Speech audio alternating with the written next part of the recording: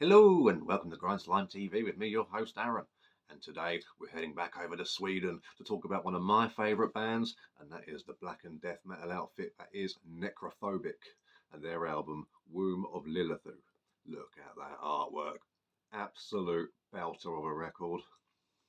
Oh, now you got 16 tracks on this bad boy, 2 of which are bonus live tracks. Oh yeah. Both of which are, one of them is only on the album. The other one's Dreams Shall Flesh. Oh, yes.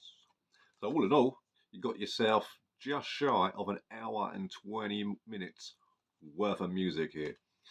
And I know what you're thinking, Aaron, that's a long time. Is it really worth it? Oh yes. It's one of those very, very rare exceptions where you can just bust out a nice long album. Like we were saying the other day, like if you're gaming or something, like this is perfect for Dark Souls. Whack that on in the background. Woo! That's healthy.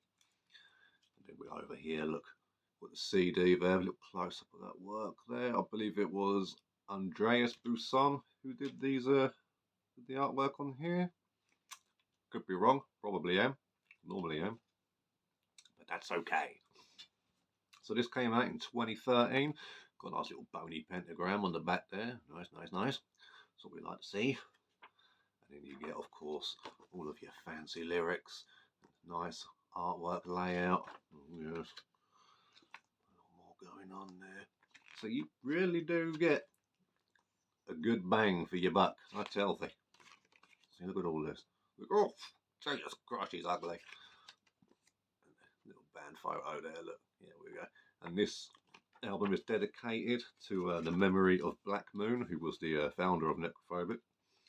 For those of you who are unaware, what's going on all behind the CD, look, we've got a nice little stag with wings and like a flaming tail. Is that a flaming tail? It looks like a flaming tail. I think it looks like a flaming tail. Say flaming tail again. Flaming tail.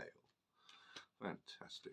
So yeah, really, really cool. This is a 2022 reissue. It comes in the slipcase, and it's got that whole kind of thing on the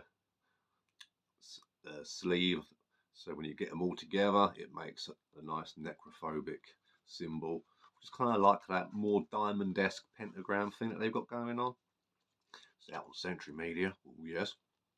Now this one is definitely one of their albums where they lean a lot more into black metal. This album has more of a 70% black metal, 30% death metal, but it doesn't, even with that bearing in mind, it doesn't take away from the classic necrophobic sound you get. Because like I said, it's one of my favourite bands, and every time I listen to one of their albums, every one is different, but each one still has that kind of, I don't know, just that fast and aggressive yet melodic feel that Necrophobic just do so well, and they're fantastic live, let me tell you that much.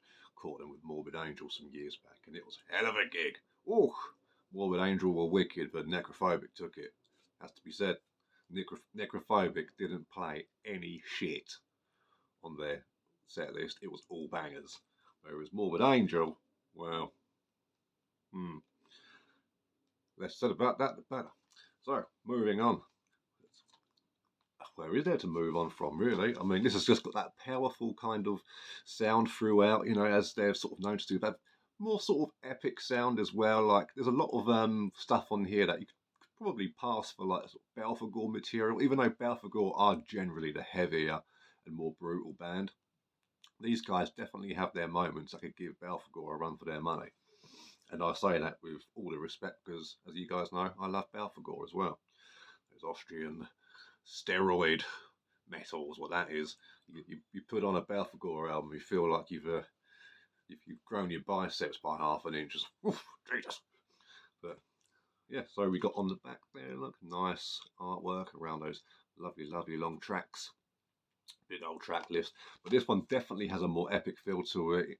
I'm just trying to think of like, it has a sort of like at the gates kind of moments here and there. But yeah, they've always got that sort of underlining sort of Slayer kind of riffage to it every now and then. But it definitely, oh man, it's hard to explain because this one, though it is a heavy album, it's not their heaviest album. It has some great heavy parts on it, but when I say it goes black metal, it's think more in the vein of like Dimmu and Emperor when they were good.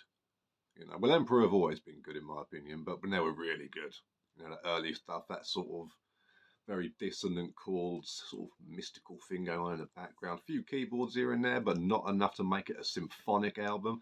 So a lot of sort of little dark funeral, sort of Marduk stuff going on here and there. But as I say, this definitely does not skimp on the death metal. It's got just enough in there, but this is a solid black metal release from this band, so I definitely recommend it. And what's your favourite Necrophobic album? Let me know in the comments. Now, yesterday, I answered a fan question. That was quite fun, wasn't it?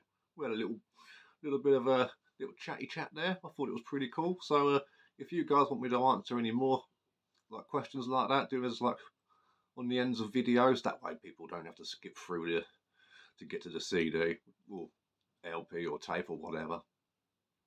They can just turn off halfway through. But if you've got a question you specifically want answered on screen, like on video, then just let me know in the comments. Just say like, "Oh, answer this in a video or whatever," and then ask me the question afterwards. But yeah, I'll try and answer all of them if I can, depending on how many I get. Probably only one or two, but that's all right. New thing to do, isn't it, for the channel? Get the videos a little bit longer and whatnot, and it's more entertaining for you guys. So, Necrophobic, Womb of Lilithu. Oof. Lilithu.